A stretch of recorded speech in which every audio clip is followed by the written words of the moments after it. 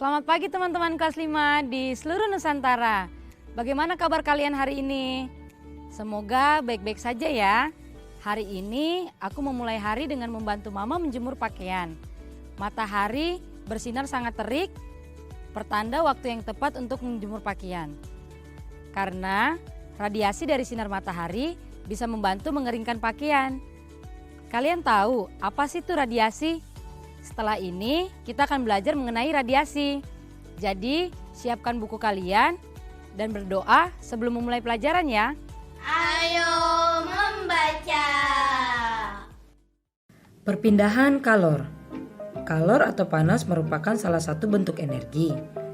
Beberapa benda dapat menghasilkan energi kalor sehingga menjadi sumber kalor. Sumber energi kalor yang terbesar adalah matahari. Sebagian benda dapat memindahkan energi kalor. Kalor berpindah dari benda bersuhu panas ke benda bersuhu rendah. Gambar ini menunjukkan cara perpindahan kalor. Dengan sumber kalor yang digunakan adalah api yang menggunakan kayu bakar sebagai bahan bakar. 3 cara perpindahan kalor tersebut adalah konduksi, konveksi, dan radiasi.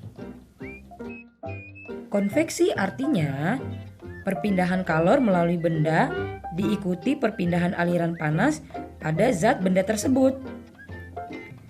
Pada gambar, proses konveksi terjadi pada air yang berada di dalam panci.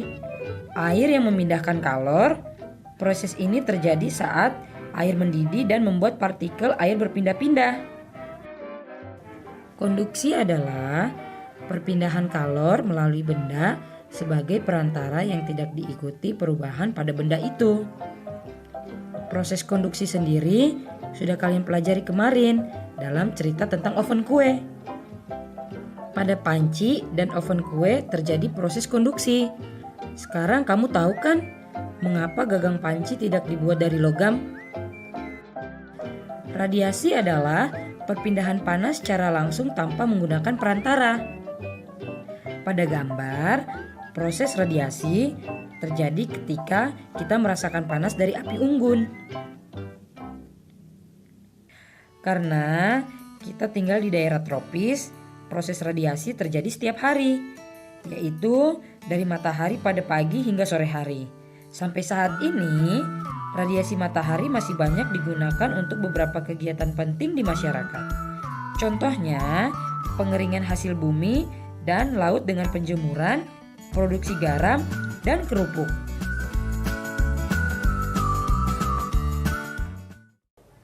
Menanggapi bacaan.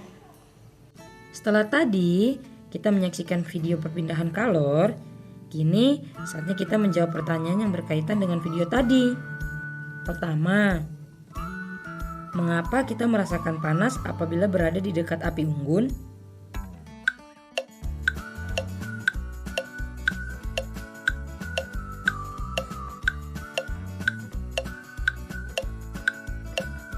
Tentu saja kita merasakan panas ketika berada di dekat api unggun, karena kita menerima radiasi dari api unggun. Selanjutnya, jika pegangan panci juga terbuat dari logam, apa yang harus kamu lakukan saat mengangkatnya dari kompor yang menyala? Apa alasannya?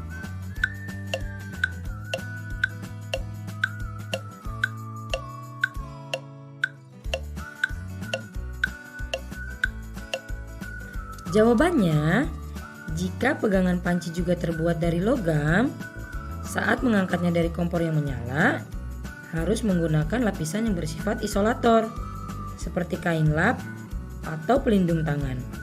Karena benda isolator dapat menghambat panas.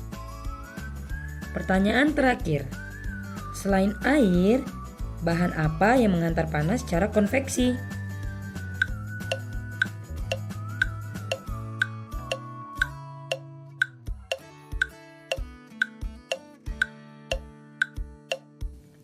Bahan yang bisa mengantarkan panas secara konveksi antara lain minyak kelapa dan udara. Nah, selanjutnya kita akan belajar tentang kosakata baru bersama Profesor Kata. Kata baruku. Halo teman-teman kelas 5 di seluruh Nusantara. Hari ini, Profesor akan membahas 3 kata baru yang kalian pelajari hari ini.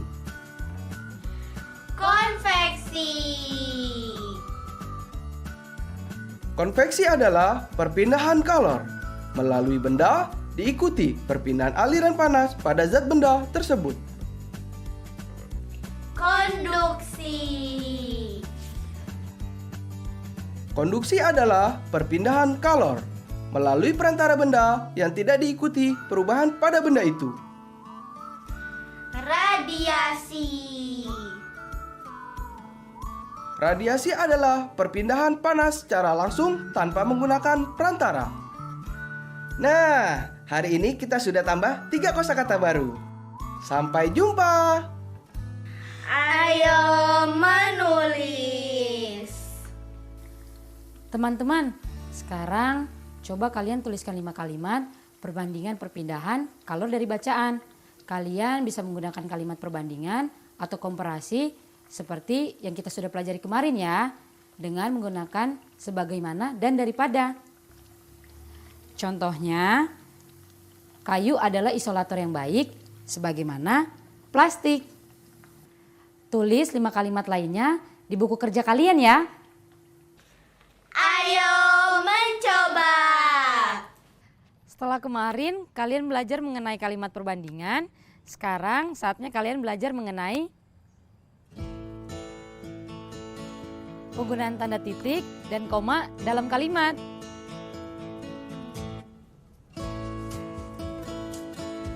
Yang pertama, tanda baca titik digunakan pada akhir kalimat pernyataan. Contohnya, benda yang memindahkan panas secara konduksi disebut konduktor, titik. Kalian bisa lihat kan tanda titik di belakang kalimat? Penggunaan kedua adalah tanda baca titik yang memisahkan bilangan ribuan atau kelipatannya yang menunjukkan jumlah. Contohnya 16.056 dari 17.504 pulau di Indonesia namanya sudah terdaftar di PBB hingga 2017. Kalian bisa lihat dalam kalimat tersebut angka puluh ribuan diberikan titik untuk memisahkan bilangannya. Dengan mudah dibacanya 16.056 dan 17.504. Selanjutnya, tanda koma dipakai untuk unsur-unsur dalam pemerincian atau pembilangan. Tanda koma juga digunakan sebelum kata dan dalam pemerincian atau bilangan. Contohnya, buah yang paling kusuka adalah mangga, koma, jeruk, koma, pepaya, koma, dan pisang, titik. Kalian lihat di layar, dalam unsur pemerincian buah terdapat tanda koma dan juga sebelum kata dan terdapat tanda koma. Yang terakhir, tanda koma digunakan sebelum kata penghubung, perlawanan, pertentangan seperti tetapi, melainkan, dan sedangkan. Contohnya, sejak pagi hari cuaca mendung, koma, tetapi sampai sore tidak hujan, titik. Dalam kalimat di layar, tanda koma digunakan sebelum kalimat tetapi.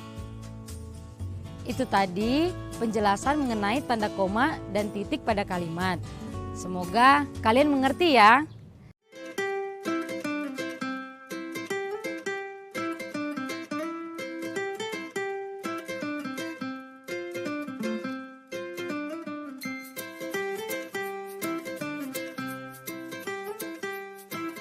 Setelah ini kita akan belajar mengenai kebutuhan air bagi tubuh kita. Jadi jangan kemana-mana ya.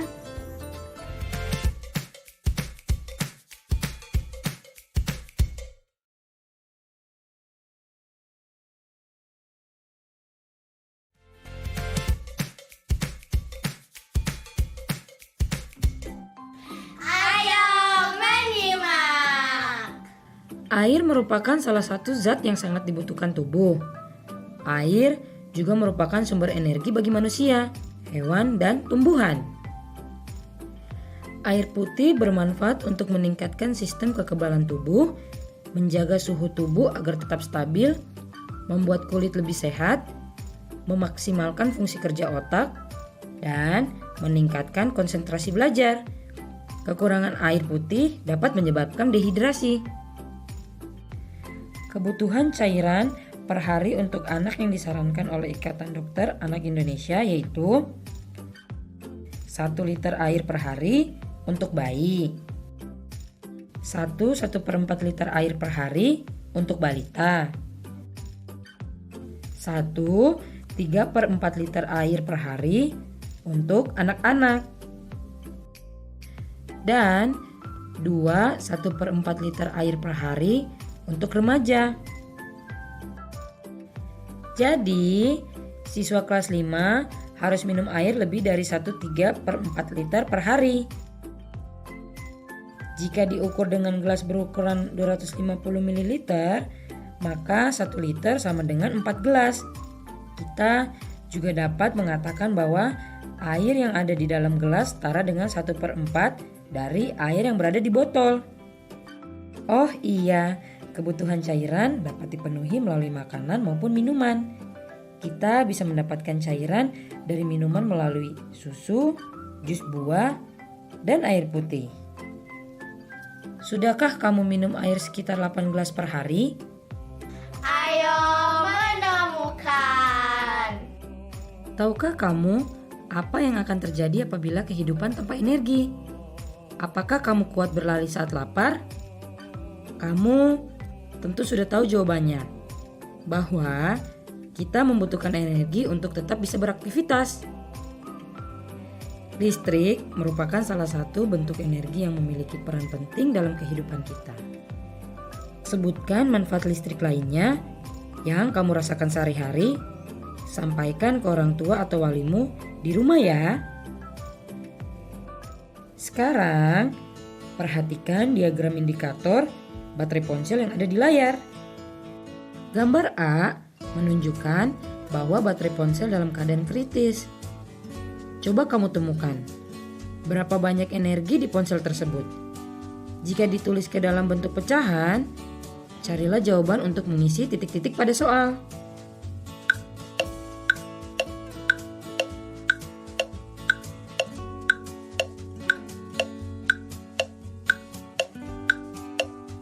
Sekarang kita hitung ya.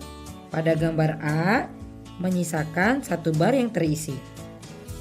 Berarti kita ketahui kalau angka pembilangannya adalah angka 1. Lalu kita hitung keseluruhan barnya. 1, 2, 3, 4, 5, dan 6. Berarti penyebutnya adalah 6. Jadi, banyak energi HP jika ditulis ke dalam bentuk pecahan adalah 1/6 dari total energi. Kalian hebat! Ayo berlatih. Mula-mula, indikator energi pada ponsel Dani ditunjukkan oleh gambar berikut. Jika ditulis ke bentuk pecahan, maka energi pada ponsel Dani adalah titik-titik dari total energi. Carilah jawaban untuk mengisi titik-titik pada soal.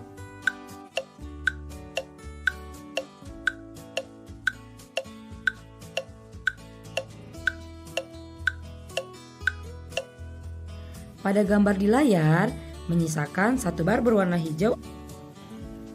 Itu artinya pembilangnya adalah 1.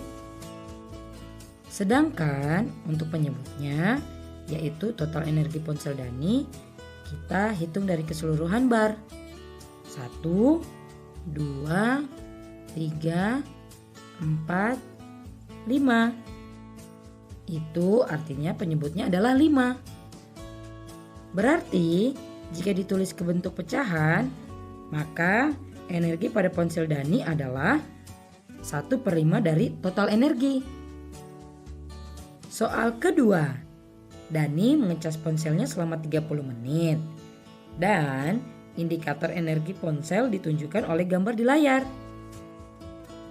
Jika ditulis ke bentuk pecahan, maka energi pada ponsel Dani sekarang adalah titik-titik dari total energi.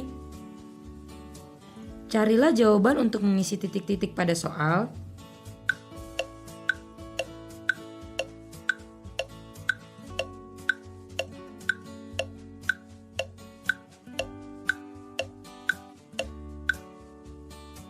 Kita bisa ketahui bahwa pembilangnya adalah 3.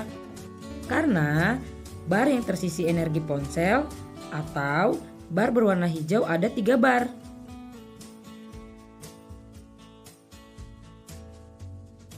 Sebelumnya juga telah kita hitung bahwa keseluruhan energi ponsel Dani ada 5 bar.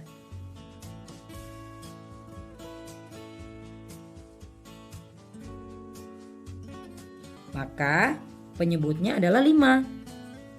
Itu artinya jika ditulis ke dalam bentuk pecahan, maka energi pada ponsel Dani sekarang adalah 3/5 dari total energi. Pertanyaan terakhir. Pertambahan energi ponsel tersebut dapat dituliskan dalam bentuk persamaan pecahan, yaitu A. 1/5 tambah 2/10. B. 1/5 tambah 4/10. C. 1/5 tambah 3/5. Atau D. 2/10 tambah 3/10.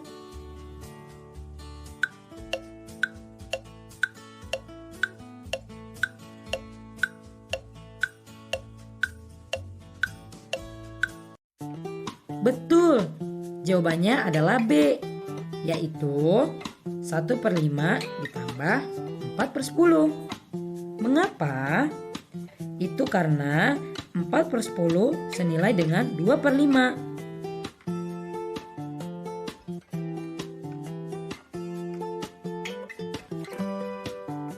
Proyek kreatif minggu ini. Halo teman-teman, bagaimana perkembangan proyek kreatif mingguan kalian?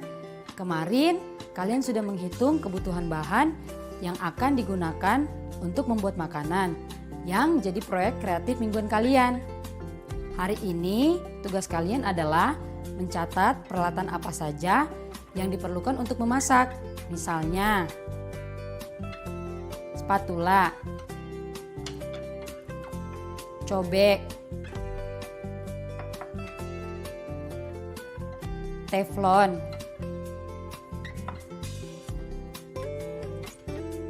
pisau, dan lainnya. Ingat ya, kalau kalian tidak bisa menggunakan pisau, kalian bisa minta bantuan orang dewasa di rumah kalian.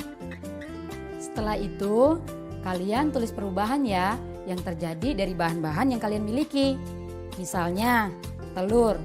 Telur ini awalnya berbentuk padat, lalu menjadi cair ketika dipecahkan. Isinya pun menyatu setelah dikocok. Telur ini pun kembali menjadi benda padat setelah digoreng.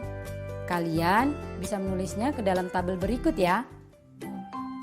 Kalian bisa mencatat atau meminjam gawai orang dewasa di rumahmu untuk memotret tabel pada layar ini.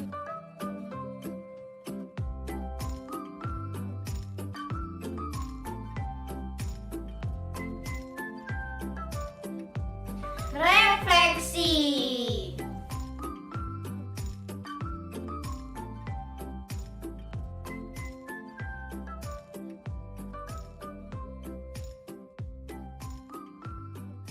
Bagaimana pelajaran hari ini? Seru kan? Sebelum itu, yuk kita refleksi bersama-sama pelajaran hari ini. Hal yang pertama kita pelajari adalah mengenai perpindahan kalor, ada konveksi, konduksi, dan radiasi. Konveksi adalah perpindahan kalor melalui benda diikuti perpindahan aliran panas pada zat benda tersebut. Sedangkan konduksi adalah perpindahan kalor melalui perantara benda yang tidak diikuti perubahan pada benda itu.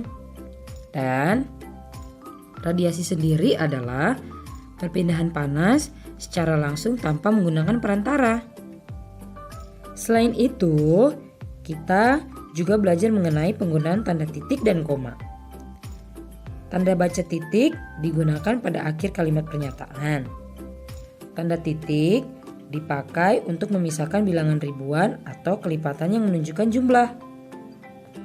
Tanda koma dipakai di antara unsur-unsur dalam pemerincian atau pembilangan. Dan tanda koma yang dipakai sebelum kata penghubung perlawanan atau pertentangan. Markus.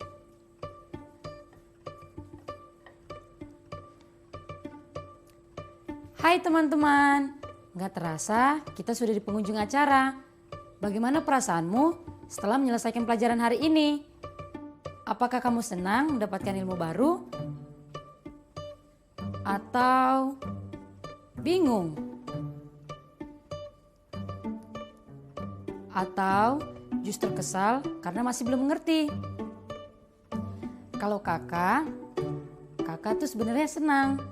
Tetapi karena Markus mematikan kompor dan mengambil telurnya, kakak merasa sedikit agak kesal. Apabila kalian masih merasa kesulitan memahami materi hari ini, kalian bisa memberitahu orang tua, wali, atau bahkan guru kalian tentang kesulitan kalian. Sampai di sini dulu ya episode hari ini. Saya Kayuhana, pamit. Dah.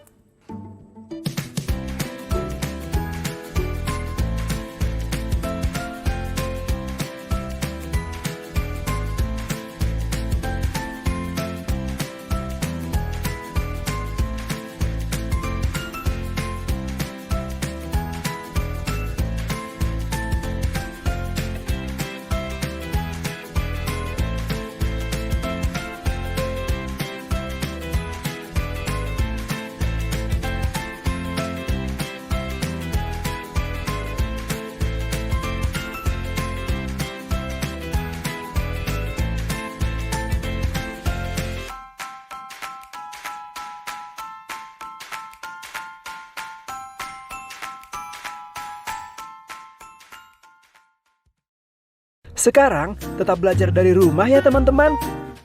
Jaga jarak, rajin cuci tangan, dan pakai masker agar kita mencegah penyebaran COVID-19. Sampai jumpa.